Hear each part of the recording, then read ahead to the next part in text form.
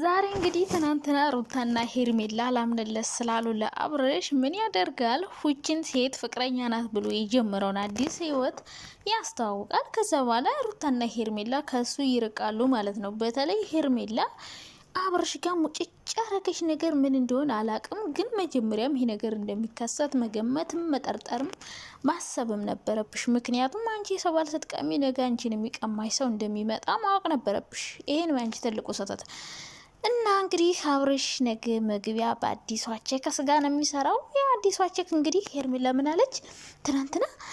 እንደሱ ልጅ ያለው ትዳር እንዳለው እያወቀች ከዛ ደግሞ እኔ እንዳለው እያወቀች የምትመጣ ሴት ምን አይነት ሴት ናት አለች።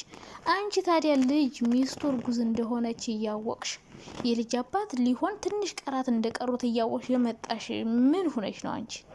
አንቺ ታዲያ የሚያስብ ጭንቅላት አንቺ ስታረጊው ኖርማል ነው፣ ሌላ ሰው ሲያረገው ግን ኖርማል ነው። አሁን ነገ የምትመጣውን ሴት ምን አይነት ረካሽ ሴት ነች ምናምን ብለሽ ትሳደቢ? ወይኔ ጉዴ! የመሳቂያ ቤት ይሆናል ያገሬ ሰው። እንደዛ ከረሽ በጣም ተሳስተሻል።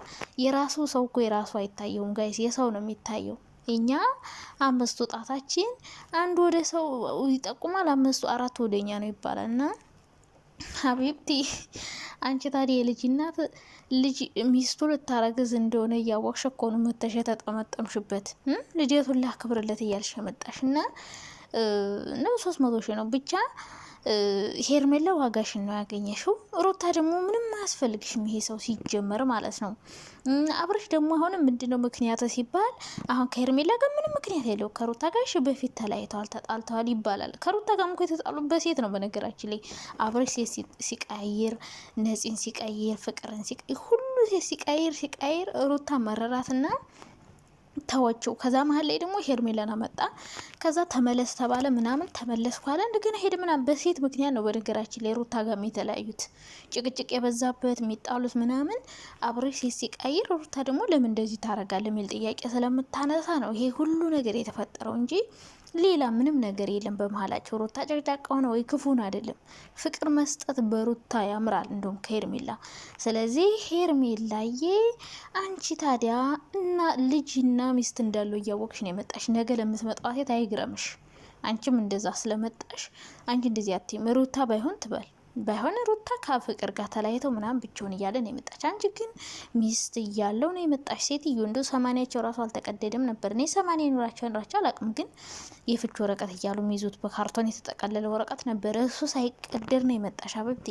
ሩታ ሽማግሌ እንደተላከ ምናምን እናውቃለን። እንግዲህ ሰርጋቸውም ዱባይ እንደሆነ ምናምን አይተናል ቢያንስ። አንቺ እኮ በቃ ገና ነገ ቀለበት አሰረልኝ ብለሽ በጣ ያዙ ይለቀቁኝ ምናምን አትበይ፣ አታለቃቀሽ። ሄርሜላ ዘራሽውን ምታጭጅ። ነገ ለምትመጣው ሴት ደግሞ አያግረምሽ። ያንቺ ማመጣጥ እንደዛ ስለሆነ ማለት ነው። ከዛ በተረፈ ግን አብርሽ ከነሱ የምትርቅበት ምክንያት ምንድነው ሲባል እሺ ከሩታ ጋር ተለያይተዋል ድሮ። ከሄርሜላ ጋር ግን ምንም ምክንያት የለው። ምክንያት ዝም ብሎ ፈጥሮ ነው እየተለያት ያለው። ከሄርሜላ ጋር መራቅ ነው የፈለገ። በቃ እሷን ሽማግሌ መላክ ማግባት አይፈልግም። በቃ እሷን የሚፈልጋ ለስራ ነበረ፣ ስራ ሰራ። ደግሞ ሌላ መያዝ ፈለገ፣ አይዲያ መቀየር ፈለገ። ከነሱ ጋር ሁሌ ተጣለው ተደባደብኩ፣ ተመልካችም ቀነሰበት። ሶ ሌላ አዲስ ሰው አምጥቶ ደግሞ ትንሽ ማተራመስ ምናምን ይፈልጋል። በቃ አብርሽ ሁሌ ሚቲው ላይ መነጋገሪያ መሆን፣ ሰዎች ሁሌ ስለሱ እንዲያወሩ ይፈልጋል። ገባች አይደለ? ስለዚህ እንደዛ ስለሚፈልግ አብርሽ ሁሌ ሀሳቡ ምኞቱ ዩቲዩብ ላይ ሁሉም ሰው አብርሽ እንዲል ነው የሚፈልገው እና ደግሞ ተሳክቶለታል፣ እየተሳካለትም ነው። ስለዚህ ሄርሜላ ነፍሲ ማር ምንም ማድረግ አይቻልም። አንቺን ያለ ምንም ምክንያት ነው የራቃሽ። ምክንያቱም አንቺን ፍቅር እሰጣለሁ ከዚህ በላይ ምን ላርግለት? ከኔ ምን አቶ ነው ከሩታ ምን አቶ ይመስልሻል የመጣ እናቱ? ዶላር ነው እሱ የሚፈልገው፣ ዩቲዩብ መስራት በአንቺ ምናምን አንቺን እያስለቀሰ እያነፋረቀ ገና እያለቀሽ ስትለምኘው ምናምን እንዴት ቪው እንደሚያገኝ አስቡት። እና ሄርሜላ እንዴት ደስ አለኝ መሰላችሁ?